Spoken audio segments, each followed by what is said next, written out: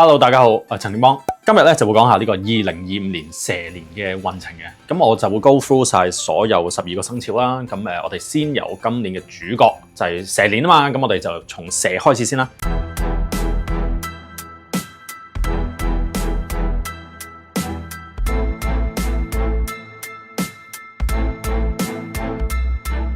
嚟緊我會舉辦2025最強增運慈善講座。內容包括2025年催官催財風水陣、奇門遁甲運程全面睇、招人緣旺桃花秘技，同埋教你減壓呼吸法。活動扣除開支將會全數捐作慈善用途。現場嘅參加者仲可以獲得由高增加持嘅如意扣1個。即刻掃畫面上邊嘅 QR code 登記啦！咁蛇年嘅朋友咧，今年我哋就稱之為叫做本命年。本命年，我諗大家睇咗咁多年都會知道咧，就係犯太歲嘅一年，即係本命年啦，犯太歲啦。咁我哋就有啲咩要做咧？如果你係相信嘅，即係或者有少少宗教信仰又唔介意嘅話，咁我會強烈建議你嚟攝太歲嘅。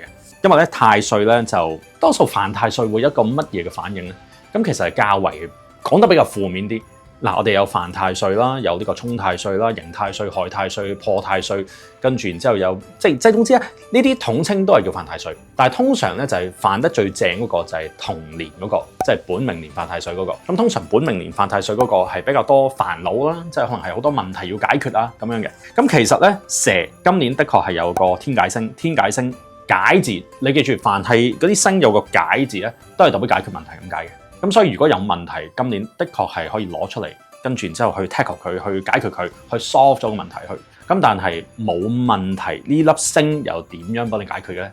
咁所以好多時往往咧有呢個解神星啦、天解啊、月解呢啲咁嘅星咧，係代表先有個問題，然之後你再解決佢。咁所以咧嗱，好嘅我哋向好嘅方面睇就係幫你解決問題，唔好嘅方面咧就係係會出現好多問題。咁所以咧係有個矛盾喺度嘅。咁冇問題又點解決？你明唔明啊？嗰個矛盾咧嚇。咁不過我哋唔緊要，有啲咩問題到最終應該都係解決到。最怕你就係逃避，即係有啲乜嘢問題又唔攞出嚟講啦，又唔去正視佢啦。咁你唔解決佢，咁你就會受到犯太歲嗰種好糾結、好屈住嗰隻咁嘅 feeling 嗰隻影響啦。同埋仲有就呢個血印星啦，血印星就係到血光之災啦。即係建議你去應一應嗰啲即係可能洗牙啊，即係或者叫捐血啊。如果你去咗啲叫做活動啦，即係一啲尖嘅嘢啦、器具啦，容易會整傷你嘅。咁所以就血光之災嘅一年啦嚇。劍鋒啦，又係代表即係一啲利器所傷。咁所以針灸洗牙呢啲絕對可以認到嘅。咁係會比較叫浮浮沉沉㗎，即係整年嘅運勢咧。如果你講事業運嘅話，咁我覺得今年其實都有少少升職加人工嘅意味。但係嗰隻升職加人工咧，可能係淨係升咗 title，但係又未必加人工，或者係有少少升咗，但係又辛苦咗。都係存在一個矛盾喺度嘅，咁所以其實蛇年咧，即係今年對於屬蛇嘅朋友嚟講，即係好似好壞半參咁樣咯，好多嘢存在矛盾。哎呀，明明係喜事，又變咗好似多咗少少煩惱，咁所以好多嘅問題係要隨之而要解決啦。咁同埋咧，因為佢匯合到呢個官符啦、五鬼啦，同埋白虎啦，所以咧官非是非都係容易會有嘅。如果你做政府工嘅話，即係如果你係即係做官，即係或者叫政府工。或者甚至乎一啲叫紀律部隊啦，可能真係升職嘅機率就會較高，因為你始終都匯合到啲咩官符啊、將星啊、三台呢啲係有利一啲紀律部隊，即係制服團隊嘅人。咁同埋就呢一度亦都有嗰個叫做將星啦。For 一般人嚟講，將星其實亦都可以代表係 leadership， 即係叫做係做一個好嘅領導人。咁所以你今年可以係好似一個領導人物出嚟，企出嚟一齊去排除萬難啊！等我哋解決問題咁樣，咁你可以領導其他人去做嘅。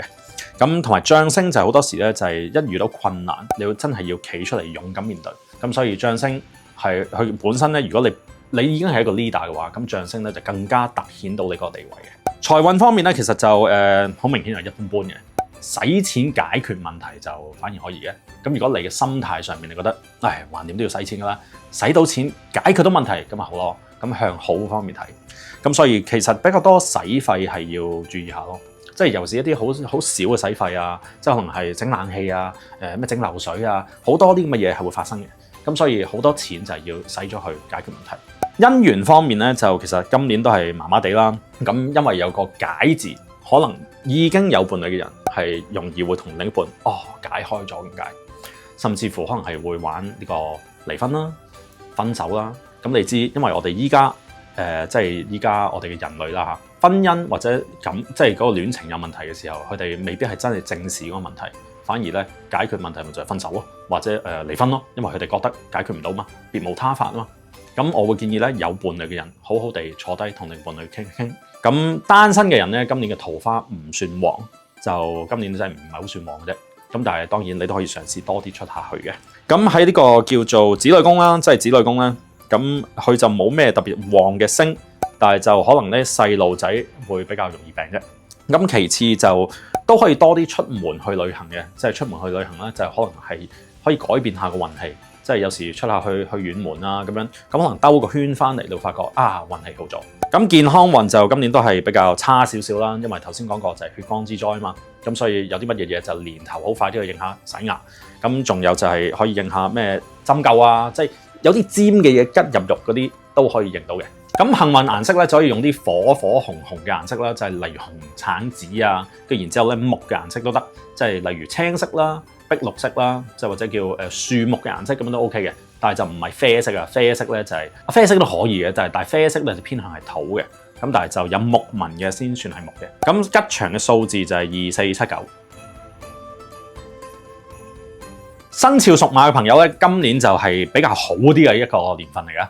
咁生肖屬馬嘅人咧，今年哇強勁咯！咁首先咧就係桃花最旺嘅一個生肖啦，就即係我想突顯下呢個桃花呢一樣嘢先。咁人緣係比較好啲啦，係利男人多過利女人嘅。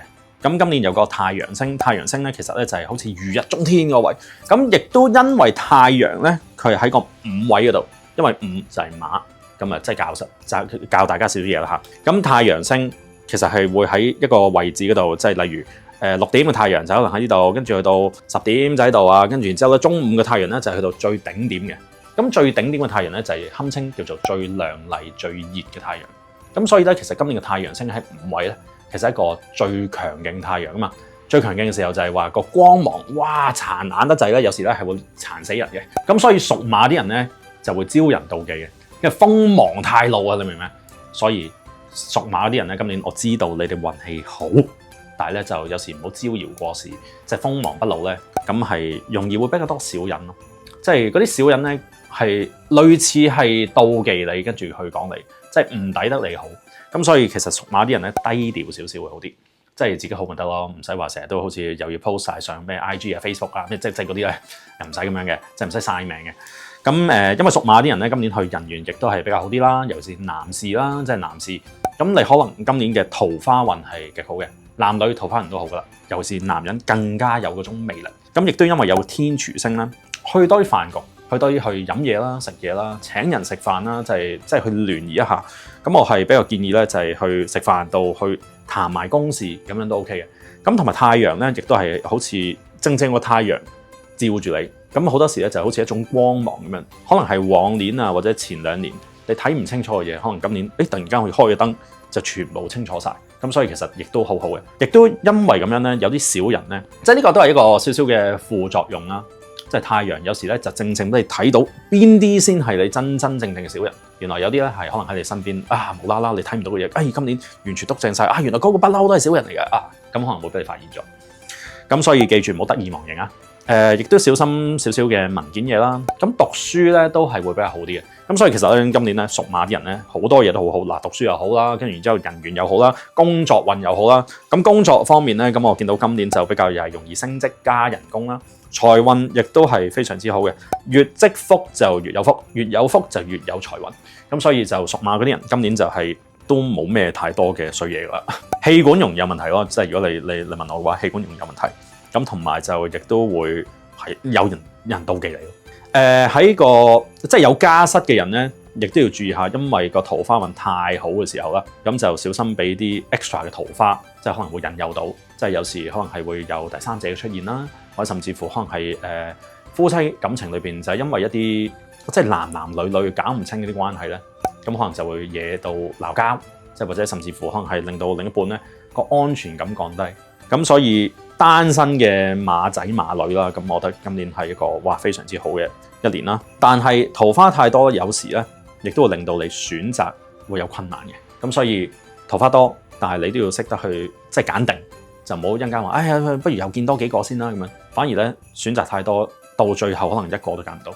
因為我都試過之前有一年咧，又係類似桃花好強嗰年，即係好多年前啦嚇，即係讀書時期，咁真係桃花好多喎，哇！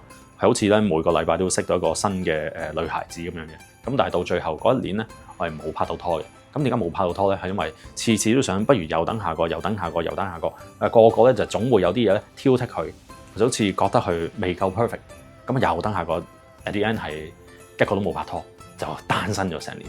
咁所以其實桃花旺還旺，有時咧，因為你嗰個夫妻宮咧，今年咧都係有嗰個叫做寡宿星，寡宿咧都係有時有啲挑剔嘅。OK，即係我唔係好想好行近佢，但係嗰個人行近我啫嘛，但係我唔想行近佢。即係我會拒絕佢，我會挑剔佢，即係所以你會有啲嘢，我覺得你去學識去感恩，即係或者叫 appreciate 一下人哋對你好，咁我覺得呢個係好重要嘅。咁呢一個係好重要嘅。咁同埋咧就有呢個天空星啦，所以有啲嘢可以天馬行空，即係例如你有個 idea 好好地去加以發揮。咁今年亦都係要注意下，唔好得意忘形啦，因為有個暴敗咧都匯合咗嘅，咁所以。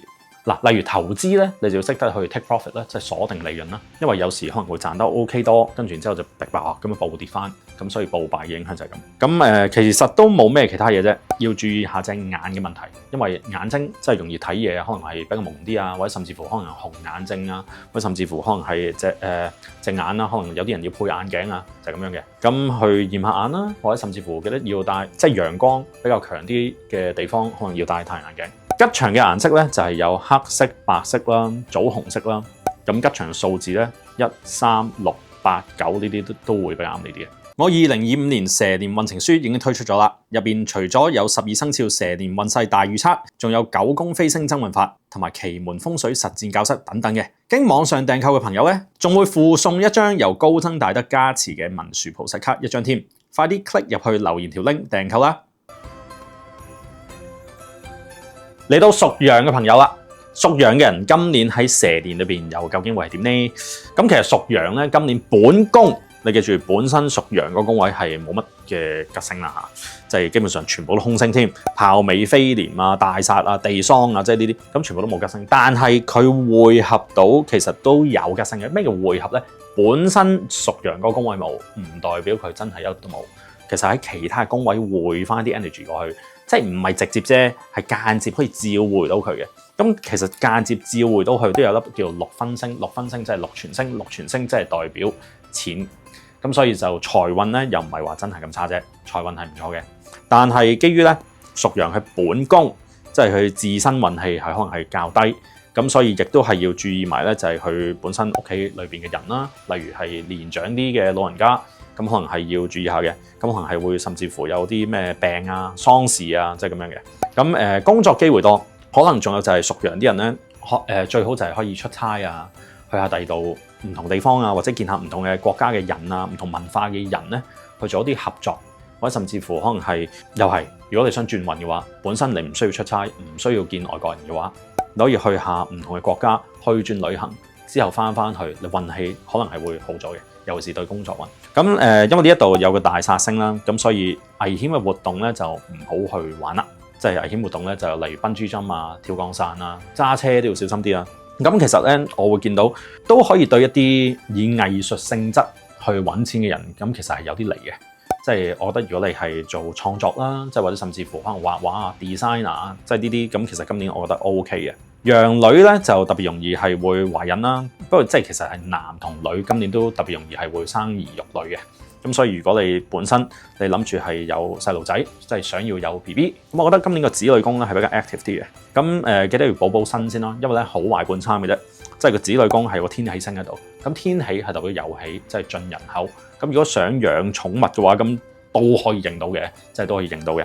嗱，喺疾病宮方面咧，即係身體方面，咁今年都係比較多少少病痛，咁所以記得有病咧就要去求醫啦，就唔好係諱疾忌醫。咁亦都可以應下做 body check，咁我覺得咧都可以當應下一啲叫殺星啊咁樣嘅。咁喺工作機會啦，同埋賺錢機會都咁多嘅底下，我又覺得未需要去到咁被動咯。即係今年有啲嘢都可以主動少少嘅，同埋就唔好怕勞碌。因為驛馬星都匯合入去咧，有時係越勞碌係越揾到錢嘅。一個驛馬啦，一個祿存啦，祿存加驛馬其實有個格局嘅，即係雖則佢哋唔係同宮，但係叫做祿馬交馳。咁祿馬交馳就係越喐動就越能夠揾到錢，亦都可以揾外地嘅錢。咁所以如果你譬如投資啦，即係或者叫做玩嗰啲咩股票啊、外匯啊，咁可能係玩外國嗰啲，即係唔係咁 local 嗰啲，咁可能係會有啲收穫嘅。吉祥嘅顏色就有紅色啦、黃色啦、咖啡色啊、咩粉紅色，即係類似呢啲顏色。咁數字方面啦， 2、3、7、8，咁呢啲會比較啱你嘅。好，今日就講住咁多先。咁下集我哋就會講埋咧其他生肖嘅運程嘅。拜拜。中意呢條片嘅記得要 like、share 同埋 subscribe，仲要撳埋個啷啷，一有新片嘅時候就會通知你噶啦。